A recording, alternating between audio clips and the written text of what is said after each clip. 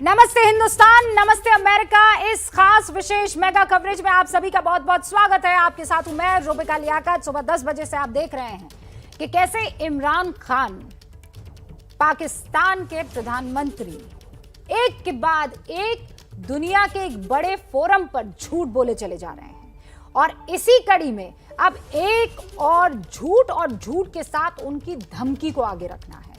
कश्मीर को लेकर इमरान झूठ बोलते हैं, इमरान के तालिबान प्रेम को लेकर दुनिया को धमकाते हैं। यूएन के मंच से वो धमकी भरा लहजा अब आपको सुनवाने का वक्त आ गया है, जिसमें वो ये कहते हैं कि अगर तालिबान को मौका नहीं दिया, अगर तालिबान को मान्यता नहीं दी, तो फिर समझ लीजिए दुनिया के लिए तालिबान खतरा बन जाएगा। और ये जब समझ लीजिए वाला लहजा आया तो लगा ऐसे जैसे पूरी दुनिया को इमरान खान धमकी दे रहे हैं कि देखो तालिबान, अगर तुमने उसकी न मानी तो फिर वो किसी की नहीं मानेगा। सुनिए आप।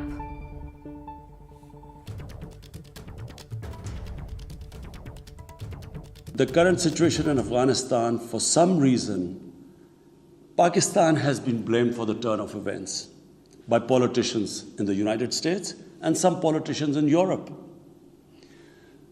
From this platform, I want them all to know the country that suffered the most, apart from Afghanistan, was Pakistan.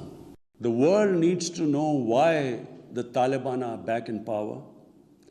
All the world has to do is do a deep analysis of why 300,000 well-equipped Afghan army, and remember, Afghans are one of the bravest nations on earth. Why did this 300,000 Afghan army give up without a fight? The moment a deep analysis of this is done, the world would know why the Taliban are back in power, and it's not because of Pakistan.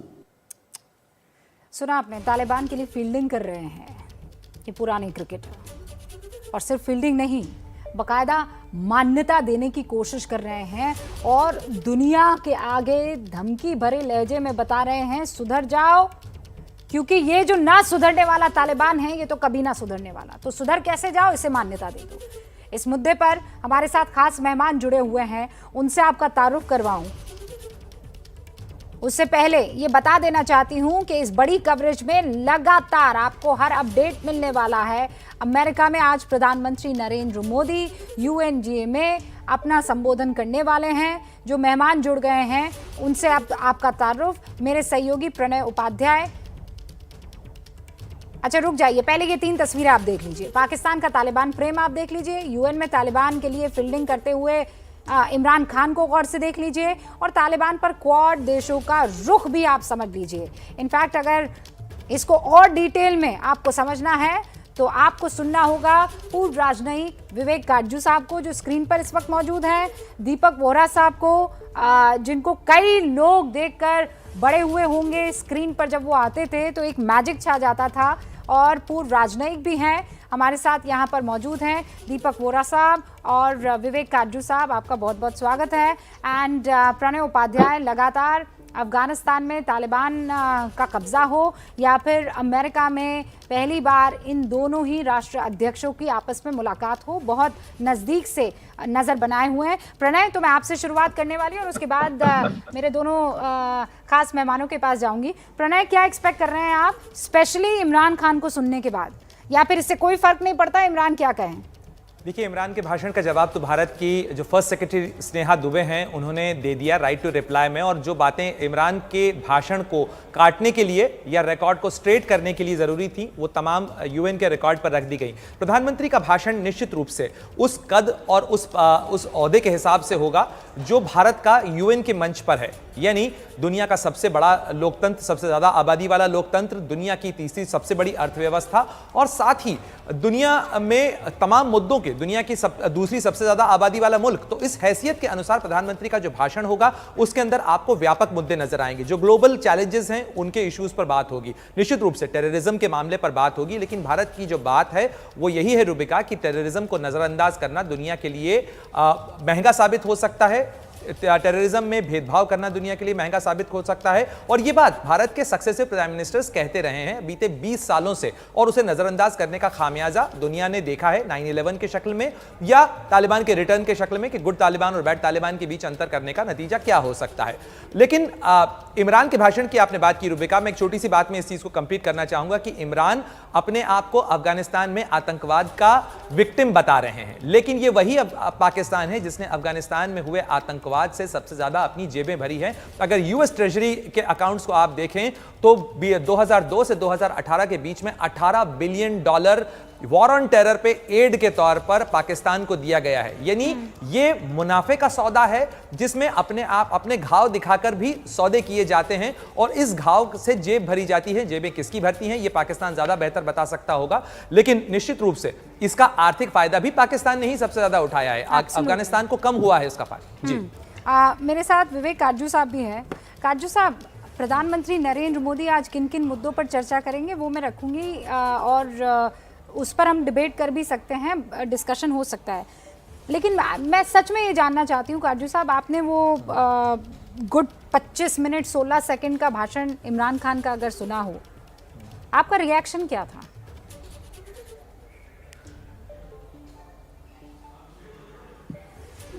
मेरा reaction 2 लफ्जों में कह दूं, और माफ कीजिएगा इस शब्द का इस्तेमाल कर रहा हूं, बकवास। इमरान खान पहली चीज कह रहे हैं कि तालिबान को इंसेंटिवाइज करो, यानी उनको ऐसा लोभ दो कि वो आपकी बात माने। अब इसमें हकीकत ये है कि अगर किसी को इंसेंटिवाइज करो तो वो फिर और आगे मांग करता है, वो उस एक मांग पे अटक नहीं जाता। मुझे एक आपको दिलचस्प लगेगा और आपके जो दर्शक हैं उनको रोचक लगेगा। अफगानिस्तान में अफीम की खेती होती है, वो अवैध है लेकिन होती है, वो सब दुनिया जानती है। एक बार 2002 में और 2003 में ब्रिटेन उसको रोकने का इंचार्ज था। अंग्रेजों ने क्या किया कि वहां पे इंसेंटिवाइज करने के लिए उनसे कहा अफगानिस्तान के किसानों को कि अगर तुम्हारा जो खेत है जिसमें तुमने अफीम लगाई है उस अफीम नष्ट कर दो तो हम तुम्हें उसके मुआवजा देंगे। उसका नतीजा ये हुआ कि जहां पर एक खेत में अफीम लगाई जा रही थी, बोई जा रही थी, वहां पर 50 खेतों में लगाने लगे लोग कि क्योंकि लगाते जाओ तो पैसा मिलता जाएगा। अब यही चीज है जो यहाँ पे अप्लाई करती है। अगर एक बार आपने इंसेंटिवाइज कर दिया, यानी ये तो अफगानिस्तान में तालिबान के ब्लैकमेल की हिमायत में। मैं ये जानता हूं, ये आपसे कहूंगा कि तालिबान से देश दुनिया बात कर रही है और बातचीत का सिलसिला होना चाहिए, लेकिन उस बातचीत में उनको साफ बताना चाहिए कि ये हमारी लाल रेखाएं हैं, इसके आगे आप मत जाइए। हमने भी तालिबान से बात करी है। दोहा में आपको याद होगा हमारे राजदूत तालिबान से मिले, तालिबान के नुमाइंदे अब्बास तानिकजाई आए हमारे राजदूतावास में, वहां से मुलाकात हुई और उन्होंने जो हमारी लाल रेखाएं हैं उनको तानिकजाई को, राजदूत ने तानिकजाई को साफ साफ बताई। ये होता है तालिबान से बात करना का प्रोसेस। नहीं विवेक, इस पर बात करनी है, ये थोड़ी कि उनसे कहा जाए कि तुम ब्लैकमेल करते जाओ, हम ब्लैकमेल होते जाएंगे। अब इस बात को इसलिए और अच्छे से समझा जा सकता है इस मसले पर। मैं जानती हूँ विवेक काजू साहब, और मुझे लगता है दिस इज द टाइम जब ये कन्फेशन हो सकता है कि आपकी और मेरी इस मसले पर हर बार चर्चा हुई और ये भी हुआ कि नहीं, मैं आपकी इस बात से इत्तेफाक नहीं रखती और मुझे नहीं लगता ऐसा होना चाहिए। हालांकि आपके एक्सपीरियंस के आगे एकदम अदनी हूँ, लेकिन अब समझ में आ रहा है कि एक्सपीरियंस चीज़ क्या होती है कि आप रिकग्नाइज नहीं करेंगे, आप एंगेज करेंगे, और यही हिंदुस्तान को करना है, कीप एंगेजिंग देम, दीपक वोरा साहब। लेकिन जब अमेरिका ये कहता, माफ कीजिएगा, ये इमरान खान कहते हैं कि देखिए अगर आपने इनको रिकग्नाइज नहीं किया तो फिर हिंदुस्तान के लिए और पूरी दुनिया के लिए ये खतरा बन जाएगा, मैं इसे साफ लहजे में धमकी कहती हूं और कुछ नहीं।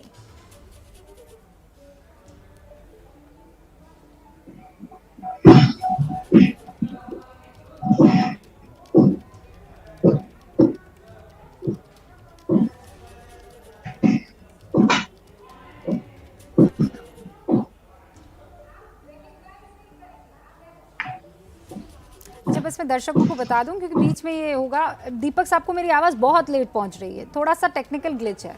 सो मैं दर्शकों के लिए बता रही हूँ, दीपक साहब तक मेरी आवाज़ कुछ 10-20 सेकंड। आभारी हूँ आपका कि आपने मुझे मौका दिया इसी चैनल में शरीक ले होने का, जाइए। और आपके साथ मेरे सहयोगी हैं विवेक कारजू। उनकी नॉलेज और इंटेलेक्ट मुझसे कहीं ज्यादा है, दूसरे भी आपके मेहमान हैं। आपने मेरी तारीफ की थी, आप मेरी बेटी की उम्र की हैं, आपका जन्म नहीं हुआ था जब मैं टीवी आया करता था, but thank you very much. ये सबसे विवेक कारजू साहब ने सही तरीके से कहा है कि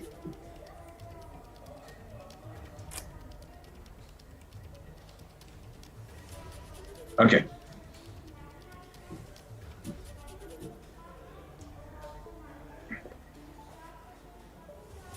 मेरी आवाज आ रही है आप तक? लेट आएगी सर, मैं बात करने से बच रही हूँ क्योंकि फिर वो जब पहुंचेगी तब आप कुछ और कह रहे होंगे और बीच में फिर डिस्टरबेंस आ जाएगा।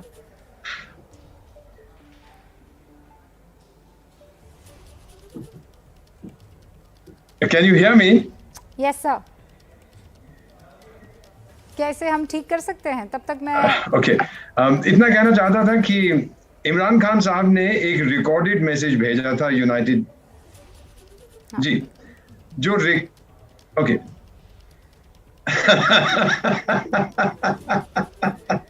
ओके तो यूनाइटेड नेशन जनरल असेंबली की सेशन अटेंड करने के लिए इमरान खान पर्सनली नहीं गए थे मिस्टर काजी। उसके दो कारण हैं।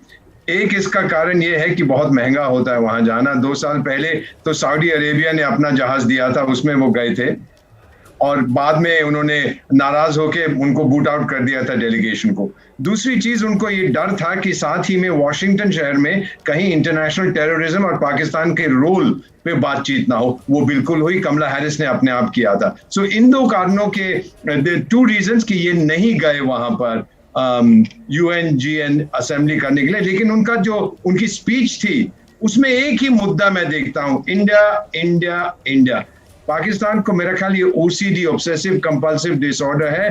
दे are stuck in a time war. दुनिया बदल चुकी है सर, आज हम बहुत आगे निकल चुके हैं, लेकिन पाकिस्तान वहीं पे फंसा हुआ है। सो मैम, जो आपने कहा है ये सही है कि बिल्कुल भी हम लोग रिवॉर्ड्स नहीं देंगे किसी को जिन्होंने हुकूमत या सत्ता ली है वायलेंस के आधार पर, और जिनका जो पास रिकॉर्ड है आतंक बहुत बड़े अक्षरों में वहां लिखा हुआ है। एंगेजमेंट होगी, रिकॉग्निशन या शाबाशी अपलॉज नहीं होगी। यही अब हम देखना चाहते हैं, उनकी एक्शंस आगे क्या होंगी। और अभी तक जो हमने उनके एक्शंस देखे हैं वो सही नहीं है। पाकिस्तान ने ये कहा कि Taliban 2 will be better than Taliban 1. I agree entirely. It will be worse. अलग होगी लेकिन और खराब होगी। और मैं यहाँ पर इस मुहावरे का इस्तेमाल करने से कतई नहीं कतराती हूँ, हर बार कहती हूँ, और तालिबान के संदर्भ में कहती हूँ कि अब ये वो बंदर है जिसके हाथ में उस्तरा आ चुका है। उस्तरा है अमेरिका के हथियार, उस्तरा है पाकिस्तान की ताकत आतंकवादियों समेत। एक छोटा सा ब्रेक ले रही हूँ और उसके बाद आप लोगों के साथ ये चर्चा आगे जारी रहेगी। ये चर्चा में आनंद आ रहा है न सिर्फ मुझे बल्कि दर्शकों को, क्योंकि एक के बाद एक जो मैसेजेस देखने को मिल रहे हैं दीपक साहब, विवेक साहब एंड प्रणय, बहुत इंटरेस्टिंग है। क्योंकि सैटरडे का दिन है, लोग घर में हैं और कह रहे हैं कि हिंदुस्तान का बढ़ता कद और पाकिस्तान की बेवकूफ़ियाँ देखने को समझने को मिल रही है। लौटेंगे जल्दी। हम बात कर रहे हैं प्रधानमंत्री नरेंद्र मोदी के UNGA में संबोधन को लेकर, हम बात कर रहे हैं इमरान खान की तालिबान को लेकर वकालत पर। लेकिन आपको ये बता देना जरूरी है कि आज शाम 6:30 बजे UN में सुधार और आतंक पर संबोधित करेंगे देश के प्रधानमंत्री नरेंद्र मोदी। ये दुनिया का सबसे बड़ा फोरम है। बस अब से 7 घंटे बाद तालिबान का उपचार होगा। अब से 7 घंटे बाद पाकिस्तान को करारा जवाब मिलेगा, क्योंकि अब से 7 घंटे बाद UN में मोदी का भाषण होने वाला है। मेरे साथ खास मेहमान बने हुए हैं। प्रणय, मैं ये जानना चाहती हूँ कि प्रधानमंत्री नरेंद्र मोदी के भाषण में वो कौन सी मुख्य बातें हैं जिन पर सहाफियों की, जर्नलिस्ट की और दुनिया की, लोकतांत्रिक मुल्कों की नजर रहने वाली है? देखिए, अगर हम बात करें तो विश्व के सामने जो इस समय चुनौती है, कोविड-19 की चुनौती है, इसके अलावा क्लाइमेट चेंज की चुनौती है, ये ग्लोबल इश्यूज हैं, ये ऐसे इश्यूज हैं जिसके अंदर भारत न केवल महत्वपूर्ण भूमिका अदा कर सकता है, बल्कि इनको सुलझाने में भी भारत की एक अहम भूमिका इस लिहाज से है क्योंकि भारत दुनिया की आबादी के हिसाब से दूसरा सबसे बड़ा मुल्क है। तो ऐसे में क्लाइमेट चेंज में भारत का उठाया हुआ कदम भी बहुत महत्वपूर्ण हो जाता है। तो ये तमाम मुद्दे आपको, तालिबान का जिक्र करेंगे प्रधानमंत्री नरेंद्र मोदी। प्रधानमंत्री के भाषण में आपको तालिबान पर से, इस शब्द से शायद जगह न मिल पाए या रेफरेंसेस हो सकते हैं, लेकिन टेररिज्म का मुद्दा निश्चित रूप से प्रधानमंत्री के भाषण में आपको मिलेगा कि टेररिज्म किस तरीके से वैश्विक चुनौती है और इसमें अगर सुधार नहीं किए गए तो इसका खामियाजा दुनिया को भुगतना पड़ेगा। इसके अलावा यूएन के सुधार एक बहुत महत्वपूर्ण मुद्दा है जिसको भारत उठाता रहा है। सिक्योरिटी काउंसिल रिफॉर्म्स 1945 के बाद, दूसरे विश्व युद्ध के बाद बनी हुई संस्था में अब समय आ गया है वैश्विक चुनौतियों के मद्देनजर कि इसमें सुधार ऐसे किए जाएं ताकि वो जो मौजूदा हकीकत है दुनिया की उसके हिसाब से रिफ्लेक्टिव हो। तो ये वो तमाम मुद्दे होंगे जो प्रधानमंत्री के भाषण में आपको मिलेंगे। इसके अलावा जो इकोनॉमिक रिकवरी है, इस किस तरीके से दुनिया के ज्यादातर देश साथ मिलकर ग्लोबल गुड के लिए काम कर सकते हैं, जो व्यापक मुद्दे हैं उनको प्रधानमंत्री छूते नजर आएंगे। किसी एक मुल्क की या उसकी बातों को या किसी एक मुल्क के भीतर काम करने वाले किसी संगठन या पॉलिटिकल पार्टी पर बात करना भारत के प्रधानमंत्री के लिहाज से बहुत छोटी बात होगी, जैसा इमरान खान ने किया। I like that Pranay. ये बताता है कि हिंदुस्तान जो है वो जिनको कहते हैं छोटी चीज़ों पर दिमाग नहीं लगाता है। सारे खास मेहमान हमारे साथ मौजूद हैं, आप देख ही रहे हैं स्क्रीन पर।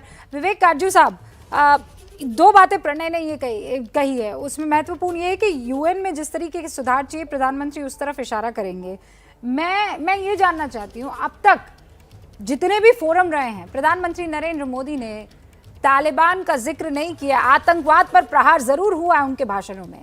क्या इस बार भी वही लाइन और लेंथ प्रधानमंत्री नरेंद्र मोदी अख्तियार करने वाले हैं?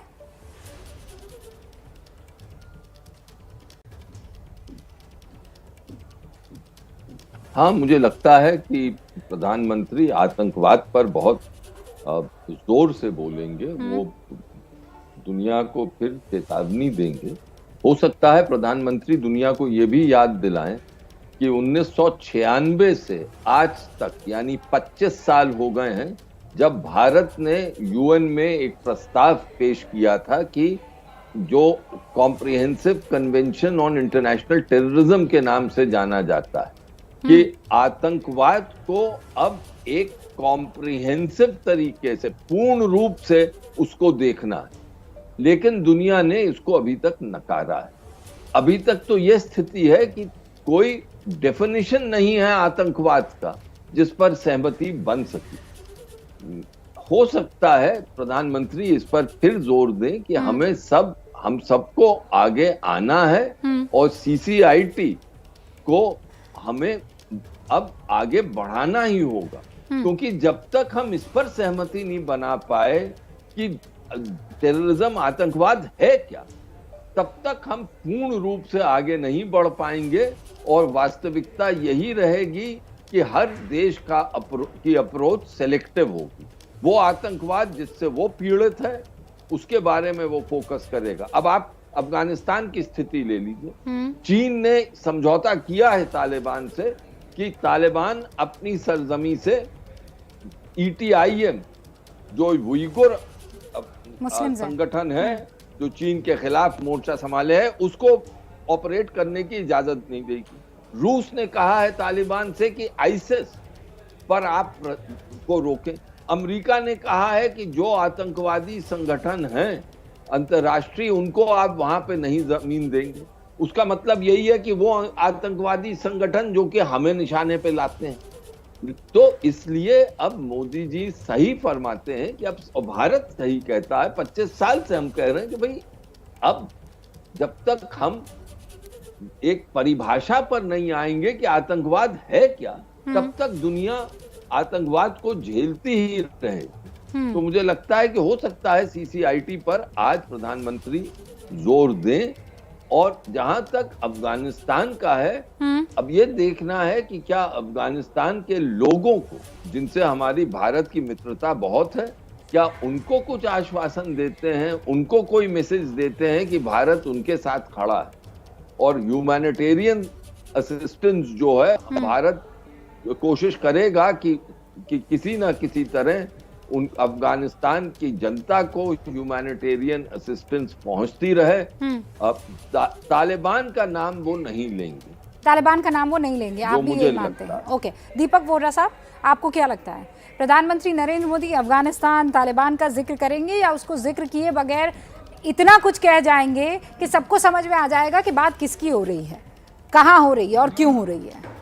डिप्लोमेसी में जैसे एम्बेसडर विवेक काटू ने कहा है, वीकली कई बार हम रिफर करते हैं चीजों को, लोग समझ जाते हैं। मैं अंग्रेजी में ये हमेशा कहता हूँ, इन डिप्लोमेसी जो हम कहते हैं वो महत्वपूर्ण है, जो नहीं कहते वो कई बार उससे ज्यादा महत्वपूर्ण होता है। So people have to understand references हमारे क्या होते हैं। हमने क्वाड की मीटिंग में भी चाइना का रेफरेंस अभी तक डायरेक्टली नहीं किया कि ये बदमाश है, लेकिन जो कुछ हम कहते हैं सारी दुनिया जानती है कि हम उनके बारे में बातचीत कर रहे हैं। So prime minister will talk about global piece and security, जरूर करेंगे। सबसे बड़ा अंतर्राष्ट्रीय मुद्दा इस समय जो हमारे सामने है वो तो महामारी का है, उसमें बोलेंगे कि और ज्यादा इंटरनेशनल कोऑपरेशन एटसेट्रा, जिसके लिए हथियार नहीं चाहिए मैम, उससे निपटने के लिए हमें टेक्नोलॉजी चाहिए, पैसे चाहिए और कमिटमेंट वो है। दूसरा है क्लाइमेट चेंज। अभी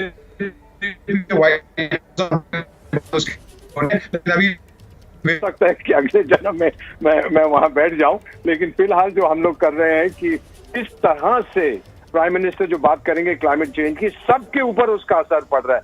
मैं अफ्रीका में 3 विशेष सलाहकार हूं, जहां पे अकाल पड़ता था, बात आती है। और अगर आप ध्यान नहीं रखेंगे, जहां आप रहते हैं देश के पड़ने लगे, हमने देखा है हरिकेन आइडा ने क्या तबाही मचाई थी अमेरिका के अंदर। हम ड्राउट देख रहे हैं, वाइल्ड फायर्स देख रहे हैं, तो वो क्लाइमेट चेंज की जरूर बात करेंगे क्योंकि वो इंटरनेशनल मुद्दा है। थर्ड, इंटरनेशनल टेररिज्म जरूर बात करेंगे, लेकिन किसी का नाम नहीं लेंगे। और चौथी चीज मैम इस समय बहुत बड़ी है, जो पीएम कई बार कह चुके हैं, ग्लोबल इकोनॉमिक रिकवरी वो कैसे होगी। सप्लाई लाइंस को आप कैसे, अपने जो सप्लाई चेन है उनको कैसे ओपन रखेंगे, वो एक ही देश कर सकता है हमारे इलाके में, इंडियन ओशन एरिया में, वो भारत है। Ma'am, United states Indian ocean power नहीं है, वो अटलांटिक और पैसिफिक पावर है। वो इंडियन ओशन में आ गया है तो क्वाड के समर्थन के साथ आया है। Indian ocean region, please accept it from me, the most powerful country is India. आपकी नेवल शक्ति यहाँ पे बहुत है, चीन डरा हुआ है और कई बार वो अपने अखबारों में लिखता है भाई पता नहीं अब भारतीय नेवी फिर से क्या करेगी। और मेरे सामने इस समय, अगर मैं थोड़ी सी नजर आपसे हटा लूं मैम, मैप है वर्ल्ड का, मैं उसको देख रहा हूं। अगर आप चीन के ईस्टर्न सी बोर्ड जो उनका, जिसको वो चाइना सी, जापान देखें,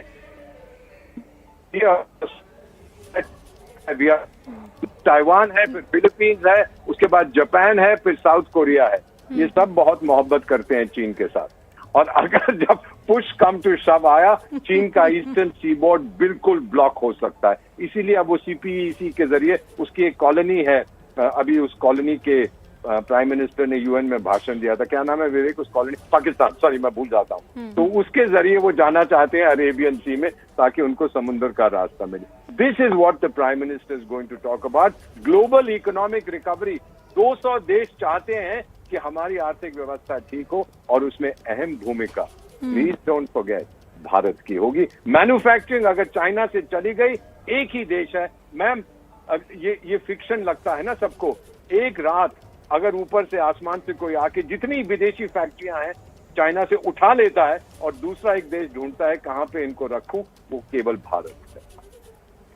और इसीलिए नमन है इस सरजमी को, नमन है भारत को, और इसी भारत का परचम आज प्रधानमंत्री नरेंद्र मोदी जो है, दीपक साहब, विवेक साहब एंड प्रणय, वहाँ यूएनजीए के उस मंच से फहराने वाले हैं। हम उस पल का इंतज़ार करेंगे। आप तीनों का बहुत बहुत शुक्रिया साथ जुड़ने के लिए, बड़ा आनंद आया आज के इस डिस्कशन में, लेट मी टेल यू।